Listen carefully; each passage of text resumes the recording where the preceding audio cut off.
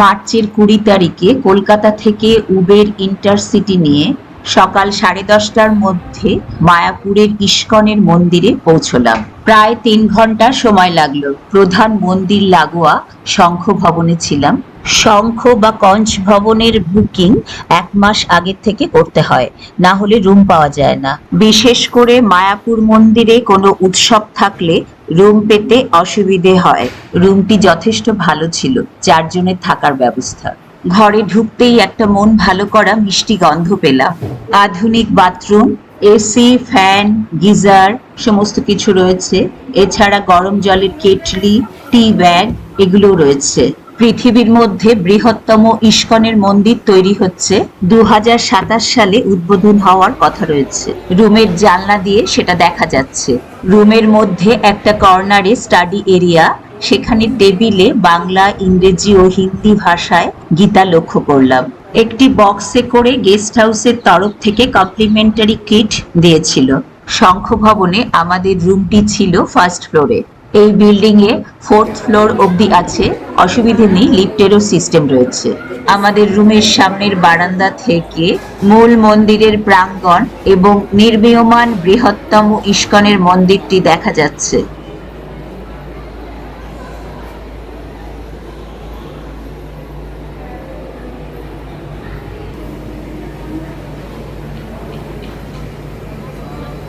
প্রথম দিন লাঞ্চ করেছি ঈশ্বরদান ভবনে। 150 টাকার থালি। প্রতিটি আইটেমের স্বাদ এবং আশ্রমের কর্মীদের পরিবেশন মনে রাখার মতো। ঈশ্বরদান ভবনের খাবারের চাহিদা যথেষ্ট, এই জন্য আগের থেকে বুক না করলে পাওয়া যায় না। খাওয়ার থালাটি খুব সুন্দরভাবে সাজানো, প্লেটের ওপরে কলা পাতা দেওয়া। দ্বিতীয়বার চাইলে সবকিছুই আইটেম আবার পাওয়া যাচ্ছে। শেষ পাতে চাটনি আর পাঁপড় খুবই ভালো লাগলো। গোলাপ জামের স্বাদটি অদ্ভুত রকমের সুন্দর।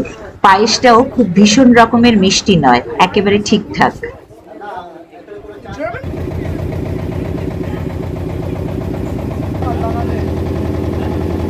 মায়াপুর ট্যুরের প্রথম দিন অর্থাৎ 20 তারিখ মায়াপুর ট্যুরিজম সেন্টার থেকে বোটে করে গঙ্গা পুজোর একটা প্যাকেজ বুক করলাম। সময় ছিল বিকেল 4টে থেকে 5টা।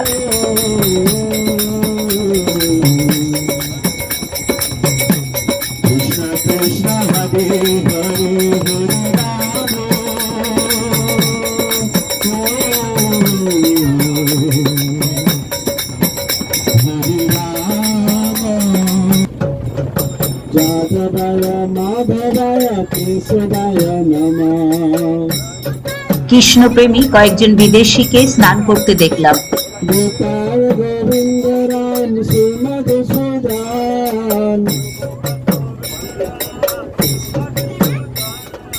Gopal Govinda Ram Shri Madhusudan.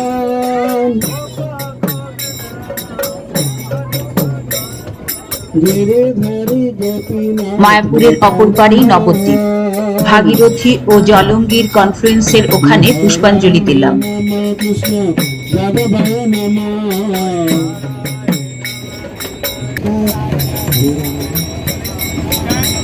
Hare Krishna,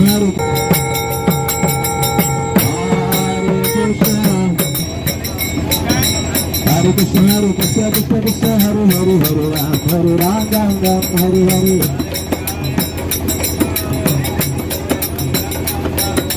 Hare Krishna, Krishna Krishna, Hare Hare, Hare Ram, Ram Ram, Hare Hare.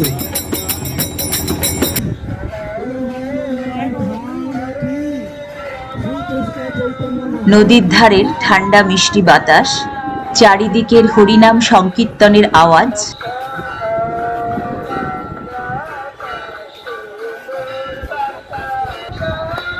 কি যে ভালো লাগছে বলে বোঝাতে পারবো না। বিকেল গড়িয়ে সন্ধে হয়ে আসছে। এই সুন্দর মুহূর্ত আমরা সবাই মিলে কিছুক্ষণ উপভোগ করলাম।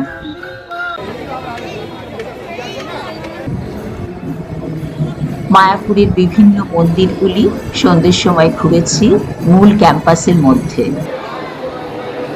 21শে মার্চ রাত্রে গোবিন্দাজের ধোসা খেয়েছি, কারণ গদা ভবন এবং ঈশ্বরদান ভবন কোথাও আমরা খাবারের কুপন সংগ্রহ করতে পারিনি। খাওয়ার টেবিলে ইস্কনের একজন আবাসিক এবং তার ফ্যামিলির সাথে দেখা হলো।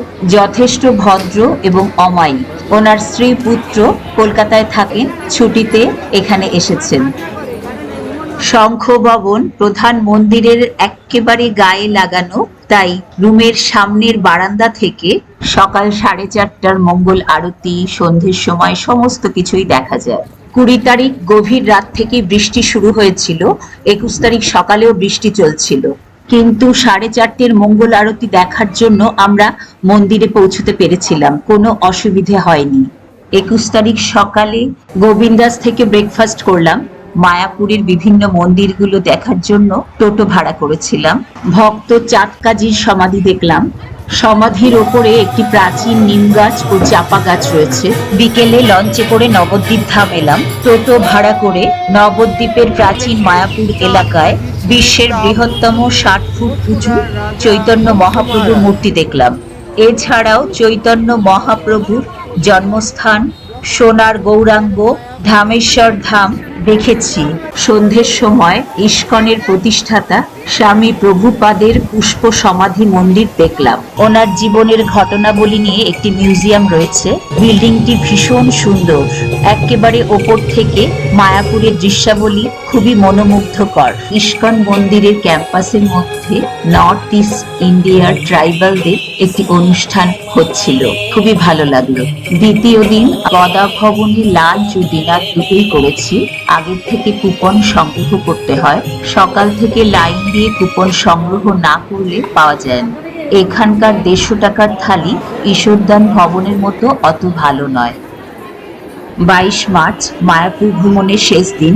গতকালের মতো আজ বৃষ্টি হচ্ছে না। সকালের মঙ্গল আরতির সময় প্রচুর ভক্ত সমাগম হয়েছে। রুমের সামনে বারান্দায় দাঁড়িয়ে পুজোর সমস্ত কিছু আচার অনুষ্ঠান দেখতে পাচ্ছি। সামনের জায়ান্ট স্ক্রিনে গর্ভগৃহের মঙ্গল আরতিও দেখা যাচ্ছে। ভোর 4:30টার সময়ও এত লোক দেখে অবাক হয়ে যাচ্ছি।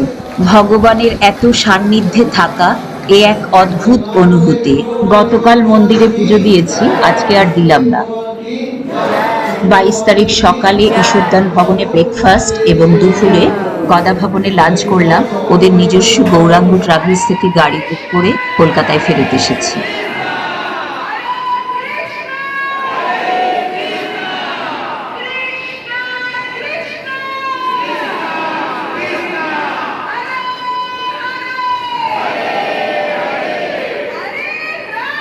কলকাতার থেকে দুদিনের ছুটিতে নির্ঝঞ্ঝাট ভাবে চিন্তামুক্ত হয়ে মন্দির শহর মায়াপুর ভ্রমণ যথেষ্ট প্রশান্তিদায়ক।